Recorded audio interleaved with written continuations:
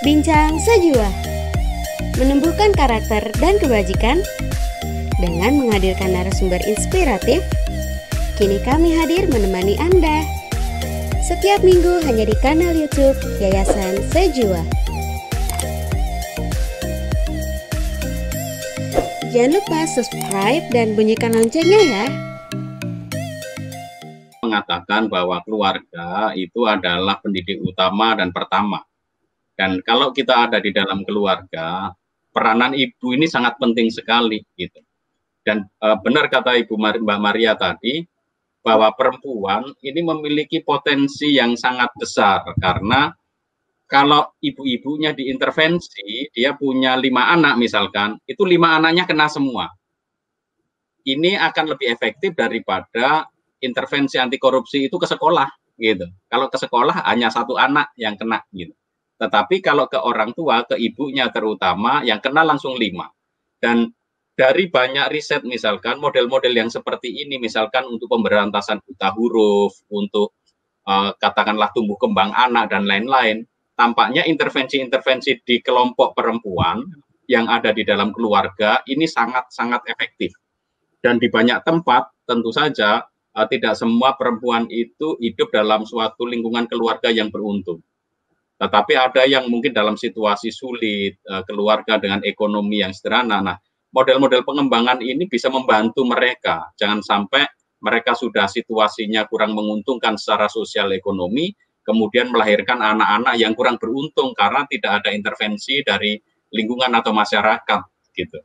Nah, ini yang pertama. Yang kedua, pendidikan anti korupsi seperti yang disampaikan oleh Mbak Maria tadi, bagaimana prosesnya itu bagi saya sangat menarik karena dalam proses pembentukan karakter anak itu memang harus dimulai dari hal-hal yang diketahui gitu. Jadi selama ini memang banyak orang tahu korupsi itu apa sih. Biasanya kan kalau kita lihat di televisi itu biasanya orang yang korupsi itu dianggap mencuri uang negara.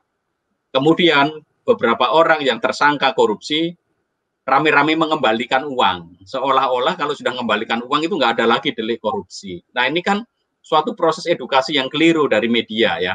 Meskipun di beberapa media dikatakan bahwa mengembalikan uang hasil korupsi itu tidak mempengaruhi proses karena pencurian tetap terjadi.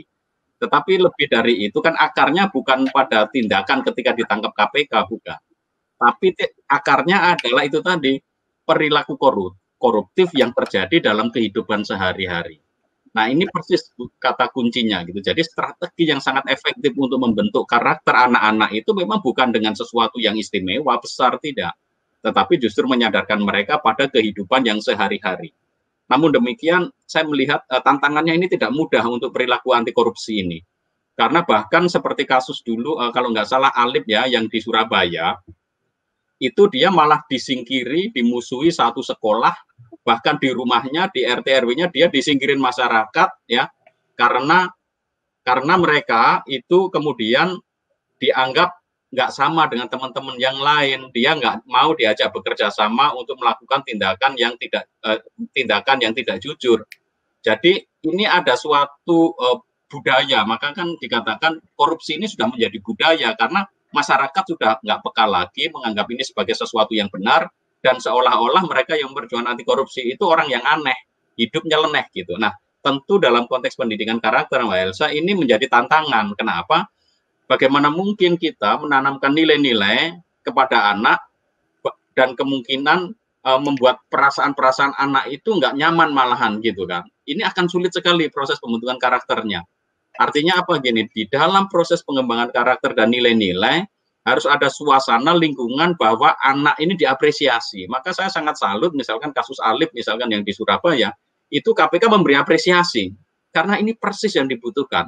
Setiap orang yang jujur, setiap orang yang punya komitmen itu perlu diapresiasi. Itu sama seperti siapa petugas cleaning service yang kemudian menemukan segepok uang dari orang yang ada di KRL yang kemudian ketinggalan gitu kan, dan itu dikembalikan. Dan ini tentu saja perlu diapresiasi model-model yang seperti ini gitu. Jadi apa yang dilakukan oleh saya perempuan anti korupsi ini menurut saya sesuatu yang sangat luar biasa. Tidak mudah dan tentu prosesnya harus kreatif karena kita ini melawan arus gitu ya. Lalu yang terakhir yang ingin saya katakan, proses pendekatannya. Tadi mulai dari hukum, artinya harus ada pengetahuan. Dari pengetahuan harus masuk ke refleksi diri. Hari kedua itu kan sudah tepat dinamikanya, artinya harus ada refleksi diri, evaluasi diri, bahwa apa yang sudah diketahui itu dikontraskan dengan hidupnya. Oh iya ya, ternyata saya ini bisa gratifikasi, ini perilaku koruptif nih, jangan-jangan saya setiap kali memberi Bapak Ibu guru ucapan terima kasih, padahal di beberapa tradisi mengucapkan terima kasih itu sesuatu yang baik gitu ya. Nah ini nanti harus dicek benar-benar sejauh mana gitu, karena kalau berbicara tentang gratifikasi ini memang akhirnya yang menjadi kriteria itu penilaian diri kita. Apakah gratifikasi ini memungkinkan nanti perubahan-perubahan perilaku keistimewaan pada anak-anak kita di sekolah misalkan. Lalu yang terakhir pada hari ketiga kan dilatih simulasi. Nah ini yang ingin saya tekankan kepada Bapak Ibu guru yang ada di Sahabat Bincang Sejiwa yang mendengarkan acara ini. Ini pentingnya imajinasi moral Mbak Elsa. Jadi di dalam proses pendidikan untuk membentuk karakter itu setiap anak perlu dilatih imajinasi moral. Artinya apa? Harus ada simulasi-simulasi tentang situasi-situasi yang kemudian anak berperanan dalam situasi tertentu mengambil sikap kebijakan. Misalkan kalau saya misalkan sebagai seorang kepala desa, kepala RT, atau pejabat, dan lain-lain, menghadapi situasi konflik moral, ini seperti apa? Jadi anak memang harus dilatih, ini ada konflik moral nih, kalau saya tidak melakukan ini, saya dianggap oleh teman-teman tidak fair, dan lain-lain.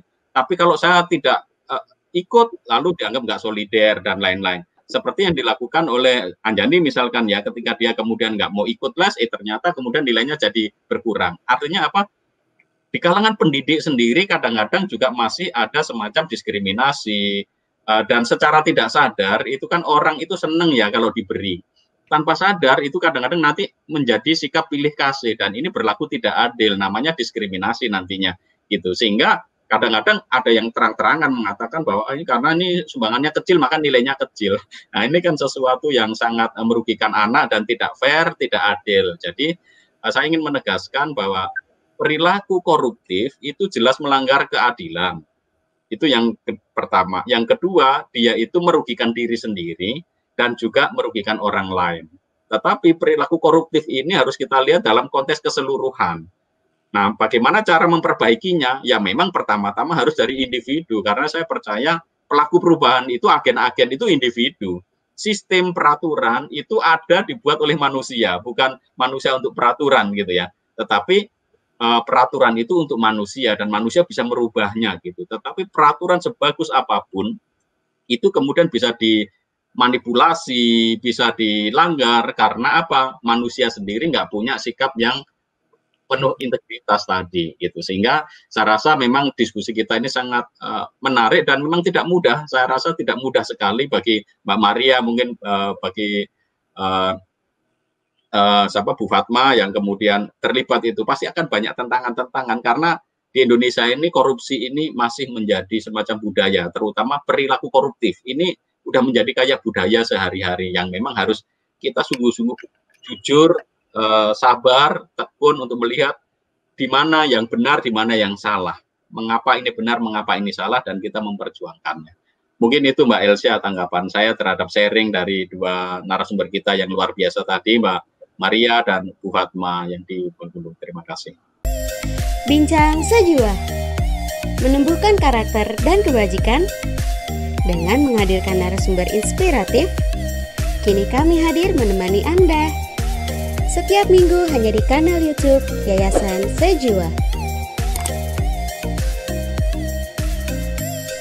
Jangan lupa subscribe dan bunyikan loncengnya ya.